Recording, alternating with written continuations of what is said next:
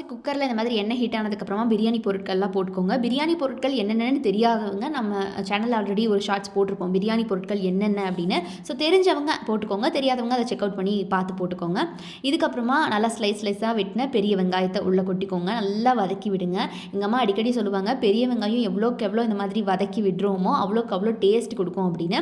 So after ஒரு 10 minutes இந்த மாதிரி பொன்னிறமாக வதங்கி வந்ததுக்கப்புறமா நல்லா இந்த மாதிரி தக்காளியை இந்த மாதிரி பெருசாக வெட்டி வச்சுருப்பீங்களா அதை எடுத்து உள்ளே போட்டுக்கோங்க.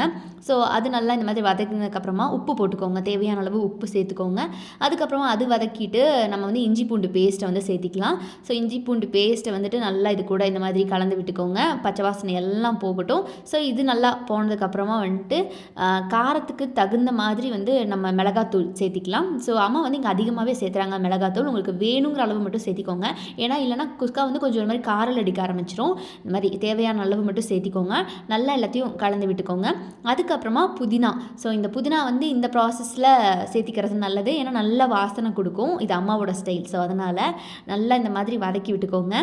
அடிக்கடி இந்த மாதிரி புதினா இப்பையும் லாஸ்ட்லேயும் சேர்த்துனிங்கன்னா ஒரு மாதிரி டிஃப்ரெண்ட் ஃப்ளேவர் கொடுக்கும்.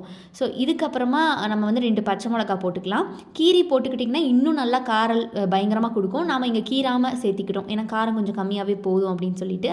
அப்புறம் தண்ணி ஆட் பண்ணிக்கலாம். தண்ணி ஆட் பண்ணதுக்கப்புறமா நம்ம வந்து கழுவி வச்சுருக்க இந்த அரிசி, இங்கே பார்த்தீங்கன்னா அம்மா பொன்னி அரிசி தான் ஆட் பண்ணியிருக்காங்க. உங்களுக்கு வேணும்னா சீரக சம்பா, பாஸ்மதி ரைஸ்னு எது வேணால் ஆட் பண்ணிக்கலாம்.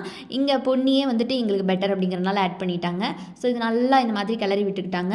அதுக்கப்புறமா இந்த ப்ராசஸ் தனியாக போயிட்டுருக்கும்போது உரலில் இந்த மாதிரி வந்து கிராம்பு, பட்டை, ஏலக்காய் இதை வந்து இடித்து இந்த மாதிரி பொடி பண்ணி எடுத்துக்கோங்க. ஸோ இதை வந்து இதில் தூவி விட்டுக்கலாம். இப்போ இந்த மாதிரி பொடியை எடுத்து இதில் தூவி விட்டதுக்கப்புறமா எல்லாத்தையும் ஒன்று போல் நல்லா இந்த மாதிரி கலந்து விட்டுக்கோங்க. ஸோ நல்லா எல்லாம் ஸ்பைசஸோடு கலந்து வரட்டும். அதுக்கப்புறமா இப்போ நம்ம கொத்தமல்லியை ஆட் பண்ணிடலாம். ஸோ கொத்தமல்லி லைட்டாக புதினா இருந்துச்சுன்னா அதையும் தூவி விட்டுக்கோங்க. ஸோ அவ்வளோதாங்க, ஃபைனல் டச்சாக வந்து நெய்யை வந்து லைட்டாக ஆட் பண்ணிக்கலாம். எங்கள் அம்மா வந்து இது டின்னருக்கு தான் செய்கிறாங்க. ஸோ அதனால் நெய்யை வந்து ரொம்ப லைட்டாக தான் ஆட் பண்ணியிருக்காங்க. நீங்கள் வந்துட்டு வேணுங்கிற அளவு நெய் வந்து வேணுங்கிற அளவு நல்லாவே தாராளமாகவே ஆட் பண்ணிக்கோங்க.